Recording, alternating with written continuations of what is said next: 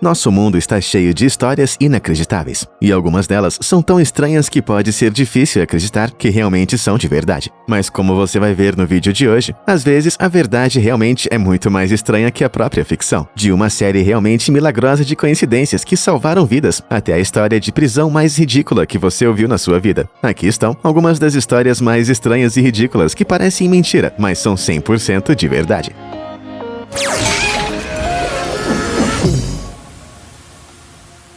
Protesto pastoso. O mundo da política é basicamente um viveiro para o lado mais estranho de nossa humanidade. E em 2016, a maldição do ciclo eleitoral que leva as pessoas comuns a fazer coisas ultrajantes em nome de seus políticos favoritos atingiu a todos mais uma vez. Em um protesto contra a primeira campanha presidencial de Donald Trump, Christina Ferguson, de 32 anos, fez algo tão inusitado que nem a própria polícia conseguiu acreditar. Toda essa história começou em uma bela noite tranquila de outubro, quando Christina ficou sabendo de uma reunião de apoiadores de Trump em andamento, em um prédio da prefeitura em Amherst Junction, em Wisconsin. Ela interrompeu a reunião silenciosa, segurando um pote tamanho família de manteiga de amendoim Jif cremoso, com baixo teor de sódio, mas ela não ia fazer um lanche. Empunhando o frasco como uma arma, ela começou a falar muito alto sobre o Trump, causando tanto alvoroço que acabou tendo que ser escoltada para fora do prédio. Não foi apenas minutos depois que um membro da reunião lembrou do jarro que Christina estava empunhando, e então sugeriu que saíssem para ver o que ela estava planejando. Suas suspeitas estavam certas afinal de contas, pois enquanto todos se amontoavam do lado de fora, eles viram ela espalhando manteiga de amendoim em todos os carros que podia ver. Os moradores chocados da cidade se aproximaram de Christina, mas ela correu para um condomínio de apartamentos, levando os participantes da reunião a ter que chamar a polícia. Os policiais encontraram Christina em um apartamento com um homem, assistindo TV como se nada tivesse acontecido. O homem até lhe deu um álibi ao insistir que ela esteve lá a noite inteirinha. O que até poderia ser plausível, não é mesmo? Mas Christina não se deu o trabalho de se limpar, e saiu para falar com os policiais lambendo os dedos. É isso mesmo, ela foi literalmente pega com as mãos na manteiga de amendoim, e ainda alegava sua inocência. Pensando que ela poderia estar embriagada, os policiais fizeram Christina fazer um teste de bafômetro, que ela prontamente falhou. Porém, felizmente para os policiais, a bebida no sistema de Christina a deixou ainda mais disposta a falar. E foi só quando ela começou a abrir o bico que as coisas ficaram ainda mais ridículas do que já estavam. Com lágrimas em seus olhos, Christina explicou o quanto ela amava a candidata oposta de Trump, Hillary Clinton, e como espalhar Jif em alguns carros era sua maneira de protestar contra a campanha de Trump. Mas o problema era que ela também não estava exatamente perturbando o Trump. Porque, ao que parece, ela nem interrompeu uma reunião de apoiadores de Trump. O que ela realmente invadiu foi uma reunião realizada pelo Tomorrow River Conservation Club. Essas pobres pessoas estavam apenas discutindo a limpeza de um rio local, quando Christina invadiu para gritar com eles, e depois começou a vandalizar todos os seus carros. O único resultado dessa aprovação hilária e ridícula toda foi a lição de que, se você for fazer uma declaração política, certifique-se de que está dizendo as pessoas certas. Probabilidades impossíveis.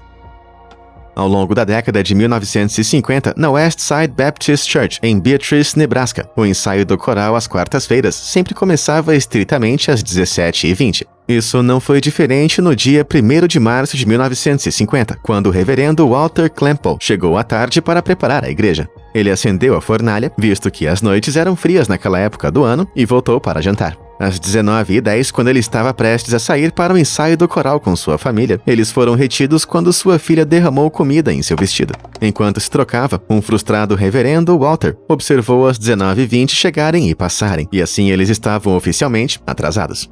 Mas mal sabia ele que o atraso de sua filha iria salvar as suas vidas. Às 7h25, um estrondo ecoou pela cidade inteira. Isso foi a Igreja Batista de Westside explodindo de repente. Suas paredes caíram para fora e o pesado telhado de madeira caiu no chão. As pessoas da cidade correram para o local, incluindo o reverendo Walter. Quando ele chegou, o corpo de bombeiros já havia domado as chamas e vasculhado os escombros em busca de corpos. Foi então que uma coincidência de muita sorte acabou assumindo um novo nível de estranheza. De acordo com os bombeiros, a explosão foi causada por um vazamento de gás perto de uma fornalha, o que significa que a igreja poderia facilmente ter explodido quando o reverendo Walter estava lá à tarde. Mas isso não é tudo. No momento da explosão, a igreja estava totalmente vazia, o que era muito peculiar, não é? Visto que a prática do coral já deveria estar em sessão naquele momento. Então, onde estavam todos do coral? Eles se esconderam em algum lugar na cidade? Ou os bombeiros não encontraram eles em sua busca? Bom, eu acho melhor você apertar os seus cintos agora, pois a verdade é realmente inacreditável. No fim das contas, cada uma de todas as 15 pessoas, assim como o reverendo e sua família, todos acabaram se atrasando. E todos eles tinham motivos diferentes. 2 garotas tiveram problemas com o carro, enquanto outros pararam para fazer lição de casa, terminar uma carta e ouvir o final do seu programa de rádio favorito. A pianista da igreja, que tirou uma sonequinha depois do jantar, acabou dormindo demais, e sua mãe, a diretora do coral, não pôde ir embora sem ela. Inacreditável. Visto que não havia telefones celulares na década de 50 para enviar mensagens, não tinha como nenhum deles saber que os outros estavam tendo problemas também. Porém, graças ao que você pode chamar de um verdadeiro milagre, cada membro do coro conseguiu sobreviver, completamente ileso. Agora eu sei sobre o que eles vão ficar cantando. E aproveitando esse tópico de milagres, por que não apertar aquele botão de se inscrever rapidinho? E também, se você quiser chegar cedo para os meus vídeos no futuro, não esquece de ativar o sininho também. Isso pode salvar a sua vida um dia. Então, vem comigo agora para mais uma história inacreditável. Com a natureza. Em maio, no ano de 2012, o professor aposentado de 75 anos, Ron Sveden, de Brewster, Massachusetts, não estava se sentindo muito bem, para dizer o mínimo. Durante meses, ele teve uma tosse ininterrupta, falta de ar e uma séria falta de energia também. E as coisas pareciam estar piorando cada vez mais. Sua esposa Nancy ficou tão alarmada com a rápida deterioração da saúde do seu marido que acabou decidindo chamar uma ambulância. Mas assim que Ron chegou ao hospital e os médicos tiraram algumas radiografias de seu tórax, eles começaram a perceber que havia algo realmente intrigante acontecendo ali. Apesar dos raios-x revelarem uma mancha granulada no pulmão esquerdo de Ron, os médicos realmente não conseguiram encontrar evidência alguma de câncer ou qualquer outra doença que uma mancha como essa geralmente iria indicar. Será que ele havia desenvolvido uma doença que nunca foi documentada? Ou será que os médicos cometeram um erro ao examinar ele? Eu espero que você esteja sentado agora, porque a resposta desequilibraria até mesmo o cirurgião mais experiente de todos. Assim que a amostra de tecido dos pulmões de Ron voltou do laboratório de testes, os médicos ficaram chocados ao encontrar vestígios de matéria vegetal no espécime. E não estou falando de um membro da equipe deixar cair um pedaço de salada em sua amostra. Enquanto os médicos examinavam a matéria vegetal muito peculiar e realizavam alguns outros testes, eles perceberam algo que deixou todos incrivelmente chocados. Todos aqueles meses que Ron estava tossindo e ofegando, ele estava andando com uma planta de ervilha crescendo em seu pulmão do lado esquerdo. Tá, eu sei que você está pensando agora, como é possível que uma planta cresça no pulmão de uma pessoa desse jeito? Então, geralmente quando uma ervilha germina, ela está enterrada embaixo de algum solo. Então, usando a energia que tem armazenada, ela vai crescer até romper a superfície e sair do solo para começar o processo de fotossíntese. Então, como aquele broto não tinha como sair de dentro do corpo de Ron, o broto de mais de 1 centímetro de tamanho acabou ficando ali, causando um mundo inteiro de problemas. No entanto, deixando de lado o tamanho da planta, a pergunta aqui é, como isso acabou dentro do pulmão de Ron em primeiro lugar? É muito provável que Ron estava comendo um pouquinho rápido demais, e a ervilha acabou escorregando pela traqueia em vez do esôfago, em um raro fenômeno conhecido como aspiração. Como seus reflexos de asfixia não conseguiram limpar a ervilha de sua traqueia, ela acabou em seu pulmão, onde eventualmente brotou. Infelizmente, os médicos não conseguiram recuperá-lo do mesmo jeito que ele acabou entrando no corpo, e Ron teve que ser operado para remover o seu parasita de planta de ervilha. Mas mesmo assim, isso não mudou em nada o seu senso de humor. Após um procedimento bem-sucedido, quando as enfermeiras colocaram um grande prato de ervilhas em sua frente, ele apenas deu risada e engoliu tudo. E quando seus amigos e familiares o bombardearam com presentes relacionados a ervilhas em casa, ele simplesmente agradeceu por salvar a sua esposa de uma ida ao supermercado. Pessoalmente, eu teria pensado que qualquer tipo de piada de ervilha seria um pouquinho cedo demais, mas Ron disse que prefere assim mesmo. Então, quando alguém disser para você comer mais vegetais, você pode dizer que esse hábito não é tão saudável quanto eles pensam. Correio humano. Em 1965, pouco depois de Brian Robson, de 19 anos, deixar sua casa no país de Gales em direção à Austrália, ele decidiu que a vida lá embaixo não era mesmo para ele. Não era só o clima que era muito quente, ele tinha dificuldades para fazer amigos e realmente sentia falta de sua família. Infelizmente, ganhando tão pouco, Brian não podia pagar uma passagem de avião de volta para casa, o que significa que ele teve que ser criativo. Criativo até demais, na minha opinião. E você já vai entender por que eu acho isso. Em sua primeira tentativa de liberdade, Brian escapou a bordo de um navio com destino para Londres. Ele usou um passe de visitante para embarcar e se escondeu no porão de carga até zarpar. Porém, apesar de um começo realmente promissor, algumas horas depois durante a viagem, Brian ficou violentamente enjoado e foi forçado a procurar uma enfermeira. E assim que todos descobriram sobre os seus planos, a tripulação escoltou ele para fora do barco e o abandonou na Nova Zelândia. Mas Brian não ficou preso lá por muito tempo. Ele conseguiu uma pequena ajuda financeira de um parente que tinha na Austrália, o suficiente para levá-lo de volta a Sydney, mas infelizmente não era o bastante para levá-lo até o Reino Unido. Porém, assim que ele chegou de volta na Austrália, ele se viu com um plano completamente novo em folha, embora fosse ainda mais arriscado do que o seu primeiro plano. Inspirado por Red Spears, o homem que literalmente se enviou da cidade de Londres até Perth. No ano anterior, Brian decidiu que viajar em um caixote no serviço postal era a melhor opção que ele tinha no momento. Enquanto estava na Austrália, ele abordou as companhias aéreas de Qantas para perguntar sobre o tamanho das caixas que podiam ser transportadas e quanto isso custaria a ele. Mesmo que o tamanho da caixa na qual ele queria viajar fosse mais cara que uma passagem de avião, Brian não desistiu e planejou se enviar via pagamento na entrada. Ou seja, ele só ia precisar se preocupar em pagar as taxas quando voltasse a Londres. Usando documentos falsificados de empresa que recebeu de um amigo, Brian convenceu a empresa aérea de que a caixa estaria transportando um grande computador IBM 7030 e que estava sendo enviado para Londres para um tipo de manutenção. Com o seu transporte totalmente planejado, Brian comprou um caixote de um comerciante de construtores. Com 76 por 66 por 96 centímetros de tamanho, não era muito maior do que a caixa de uma máquina de lavar de carregamento frontal padrão. E é claro que isso é um lugar realmente apertado para se ficar. Mas não adiantou. Mesmo assim, Brian tinha tanta confiança em seus planos que ele imediatamente decidiu uma data de partida. Enquanto se preparava, ele reforçou o caixote e o prendeu com uma corda para mantê-lo no lugar como se fosse um arnês. Então, a lateral da caixa pela qual Brian iria entrar seria pregada por dentro quando ele entrasse.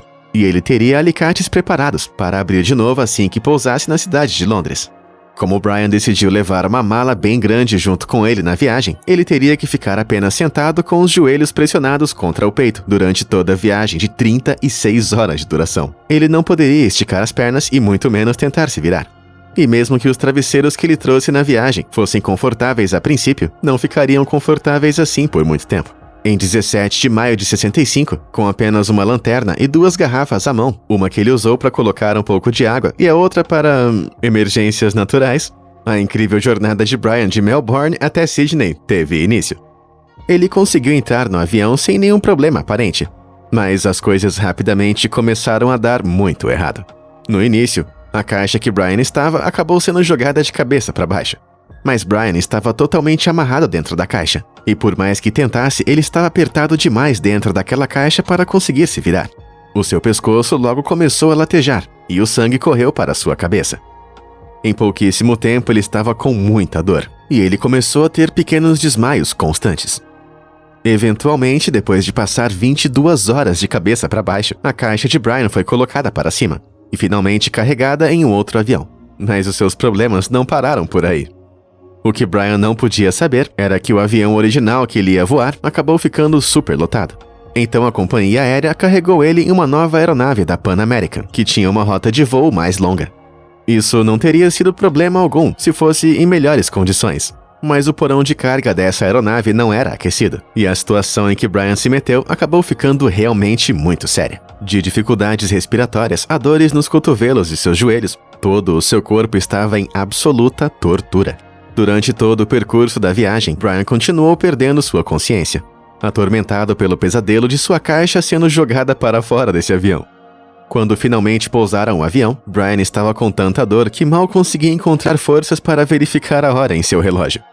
Ele até conseguiu ligar a sua lanterna, mas ela parecia realmente pesada em seu estado debilitado, e ele acabou soltando para fora de seu alcance. Quando o voo acabou, um trabalhador viu a luz que estava saindo da caixa e decidiu investigar um pouco mais de perto. Quando ele espiou por um dos buracos, ficou totalmente chocado ao ver o que parecia ser um cadáver. Ele não estava longe, já que o próprio Brian também se sentia como se estivesse morto. O trabalhador correu na hora para chamar uma equipe de médicos e funcionários da alfândega. Eles tiveram um grande debate sobre a situação legal desse caixote e então decidiram abri-lo.